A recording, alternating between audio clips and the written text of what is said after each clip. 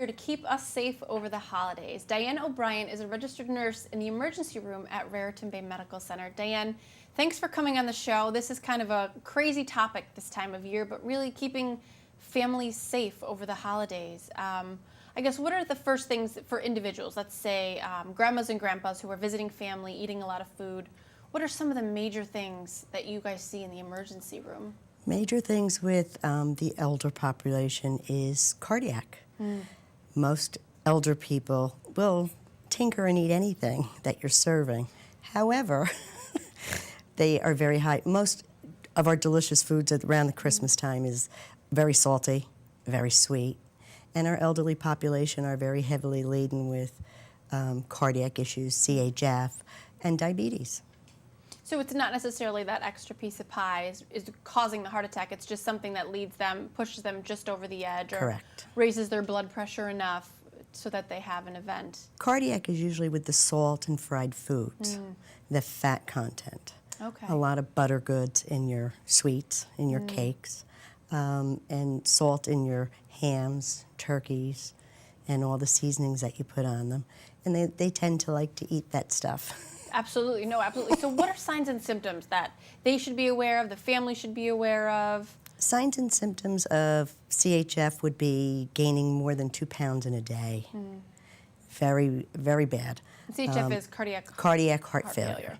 Your heart backs up with fluids because you can't get rid of your fluids. And your elder population, they don't like to drink water, so they're not watering down their salt content because they're afraid they're going to have to make many trips to the bathroom. Sure. So therefore, they're keeping all fluids on board, and it has no place to go, so it backs up. And really, between Thanksgiving, Christmas, and all the eating and holidays and everything, this is kind of a perfect storm for those things to happen. Perfect storm. And another thing that they tend to do is they drink with medications. They may have a glass of wine, which isn't a bad idea, but if you get carried away, and a lot of people get carried away with the alcohol consumption over the holidays, and that makes a very dangerous situation with the medications falling. And I'm assuming that, speaking of alcohol and drinking over the holidays, I'm assuming you guys see, unfortunately, a lot of accidents due to drinking and driving, Yes. or excessive consumption of alcohol. A lot of excessive consumption of alcohol. So what are some tips just to keep people safe or to remind people? What can people do to kind of Anybody control that's themselves? drinking over the holidays should do so in moderation, and for every glass of alcohol, they should have 8 ounces of fluids to kind of So a flush their glass of system. water in between. Right, flush their system out. Because unfortunately, what can happen is you become so intoxicated you can't talk, you can't walk, you pass out, you become unconscious, and you can even die. Yeah. And with New Year's especially as well. Absolutely. And underage drinking, things like that. And by all means, drinking and driving, absolutely not. It's a no-no. Yeah, absolutely not. And I think our police department would appreciate that. Should as well, always have a so. designated driver if you're going out, especially Absolutely. New Year's Eve. Let's talk about the holiday tree, the Christmas tree, the family. There are some tips to kind of keep your house safe for that. One of them is watering the tree. That's a biggie. You know, we put lights on trees, and when trees dry out, because they're in the house, they become very flammable. Yeah. So if you leave your lights on, and most people, I've seen a lot of people leaving lights on overnight, bad idea. Because the hotter it gets, the more the tree soaks up the water, becomes dry, and then when it gets so hot, it becomes flammable. Right. And Santa will come even if the lights aren't on your tree, Correct. right? Yes, absolutely. Absolutely. So turn the lights off. And also just checking the lights, checking them twice. Always check the lights for frays, cracked wall components when you're plugging it in. Never should put more than 3 on one section of lights. Plugging in 3 at a time to one extension. Oh, okay. Because then you're overloading the circuits. And that can cause. And that can cause fire and even shocks. And speaking of fire, carbon monoxide detectors. Carbon monoxide detectors should be on every floor of your house, especially near the bedrooms. Especially near the bedrooms. Especially and near the making bedrooms. sure batteries, I mean, even though we just got through daylight savings. Absolutely. Usually the rule is daylight savings, change all the batteries in your fire alarms, your carbon monoxide alarms, so that you know they're current. And wrapping paper. We talked about this earlier. Wrapping paper. People don't realize wrapping paper is very dangerous.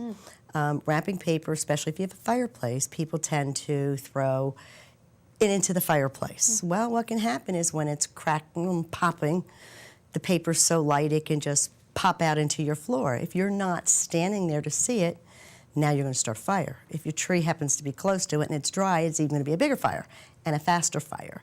It's called flash fires. Wow, right. It seems like Christmas is a beautiful time of year, but also, unfortunately, Very dangerous. extremely dangerous. UL is supposed to be written on lights for trees. Correct. It's Talk about that. The UL stands for the fact that they've been approved lightings. They're not lights that haven't been approved by the Electrical Society, and they're safer. They've been checked. They're guaranteed checked. But if you don't have that little tag on there, you don't know when they were checked last. They could be all frayed and you're not paying attention and just wrapping them around a tree and can cause the fire yourself because of a frayed wire. Sure, and some people like to decorate with lights they've had for 30 years in their family. Those The big old old-fashioned, glow, yeah. the big old-fashioned ones. But again, And I'm those sure can be none of really those have them on there from years ago. Sure. So people just need to be just a little bit more aware. Conscious. Kids are home off school a really long time, Yes. during the holidays. So what are some things, I guess let's start with infants and toddlers and what you kind of see. Infants and toddlers. Infants shouldn't be anywhere around the toddler that is in a room where there's a candle. Candles cause fires, one, and they also cause burns from the wax. So if a child who happens to be fascinated by fire happens to pick it up, drop it, he could drop it on the baby, on the infant. He could go start a massive event. Yeah. I mean, even too, I think too, a lot of people, sometimes if you have a bigger family gathering, the sternos and having those on the table with a sternos are tablecloth. dangerous. Yeah. Even a hot cup of coffee is dangerous when you have toddlers. Absolutely. You leave it on I had a situation like that where I was at a party and the cup was there and the child picked it up, dropped it on a sweater, and it got ripped off and it took his whole chest. So it was a major burn that took, I'm going to say, 3 months to heal because you heal a burn from the inside out, not the outside in. So you have to keep peeling that skin off until it heals from the bottom. So candles and burns and Candles, get the flameless burns, hot candles, fluids, hot keep foods, them away from the kids. high away from children. Yeah. And let's talk a little bit about toys. And Oh, small toys. parts. Toys can be very dangerous. Lego blocks. Any toddler under 3. Toddlers love to put things in their mouths. Marbles, Lego blocks. Game pieces. Game probably, pieces, right? the little tiny trinkets that run Monopoly. Everything goes into their mouth, and all they have to do is move, cough, talk, and they've swallowed it. Now we have a problem. Now we have a catastrophe. Yeah, absolutely. Choking. So what is your recommendation? Like what is like some basic rules that parents, grandparents should follow when they're buying kids' toys or Age appropriate, first of all, for the children. And then keep the age appropriate toys away from the toddlers. So if you're Toddlers visiting don't know. family- The older kids, let's say 3 and above, their toys get a little bit easier. But under 3, kids will pick up anything and put in their mouth. So you want to keep anything with a game piece on a table. Make sure the children aren't dropping them. When they clean up, make sure they have all the pieces and put them in a high place. Sure. And parents really just need to be just They don't a think little about bit it. more aware. I Right, mean, everyone does, the right. whole family, from grandma, 'Cause you're busy. grandpa. Yeah, You're very absolutely. busy. Now, the other thing is, over the holidays, a lot of pediatricians' offices are closed or don't have as many hours, things like that. So I'm sure you guys get a lot of visits from families to the emergency room with simple things that maybe they shouldn't be there for. Fevers. Let's talk a little bit about that.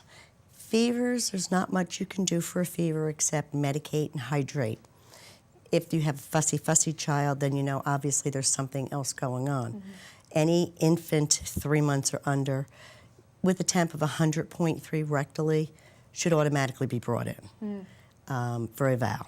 Any child over that, unless they have a temp 102, 103, 104, and you can't get it to go down with Tylenol every 4 hours, Motrin every 6 hours, then you should bring them in because obviously it's their ears or their throat, and that's usually the symptoms with little kids over the holidays. Sure, I have 2 young daughters, and it's always, if they get the fever like that, it's the ears. But yeah, It's usually upper respiratory. It settles in their ears and their throat because everything is not straight in the ear. Sure, absolutely. I guess the only other thing I wanted to talk about with little kids, I guess, is stomach flu, things like that. This time of year seems to be rampant. Yes, because They're hugging all the kids are family. hugging, kissing, touching, coughing in their hands. They touch a door handle. The next kid comes up, does this, then puts their hands to their mouth. They don't wash because you don't think there's anything on the door handle. A little kid isn't going to think about that. But every time you touch something and go to your mouth, you're putting whatever was there last into your mouth. Sure. So do they need to come to the emergency room for that? not necessarily. What they need to do is hydrate. That's the biggie. You want to make sure that they're drinking enough fluids, even if they don't eat. Eating's not going to harm them in a week, but they have to have hydration. If you see they're crying and not crying tears, reason to bring them to the hospital, because you normally will cry tears and you will urinate. If you can't urinate and you don't see any urine for at least 12 hours, you need to bring them in because they're dehydrated. Okay. And then you talked a little bit about Tylenol and ibuprofen, Advil. I know they've changed the dosage a little bit. Are you familiar with that, or where should people get that information from when they're looking at dosage for children and infants? Well, you can always call, anybody can always call the ER. We will always take the call and we can tell them. We dose by kilograms. And what we do is 15 milligrams of Tylenol per kilogram and 10 of Motrin per kilogram. But people shouldn't do that at home. They should either Right. consult Usually their... the back of the box will tell you. As long as you're not doubling the dose, I'm sure it's not going to hurt the child. Sure. But it's always best, pick up the phone, call the ER, and the ER can, if you tell them how much they weigh, we can tell you the kilograms and what dosage to give. They should have. Well, Diane, thank you for coming on the show. Again, we make the holidays sound like a terrible time, but they're a lovely time. Just as long It's as scary people are aware. if people stay stressed and don't pay attention, and that's what happens in the holidays. We're all so busy. Yeah, no, and I guess you're right. If people just pay a little bit more attention, maybe they can keep the holidays fun and not have an incident or an event. So thank you so much for coming on the show. And thank you for having me. Good luck in the ER. I don't know if you have to work over these holidays. I always or not. work Christmas. Oh, there you go. So I'm sure you see it all. I like Christmas because I let the families stay home with their children. Oh, yeah. My children are raised, so I let them stay. That's nice of you. Very nice. Well, good luck over the holidays. Hopefully people will be a little bit safer. You won't have as many visits to the ER, and hopefully everyone's learned a little something about how to stay safe. So thank you. Thank you. And we'll see you next time. Take care.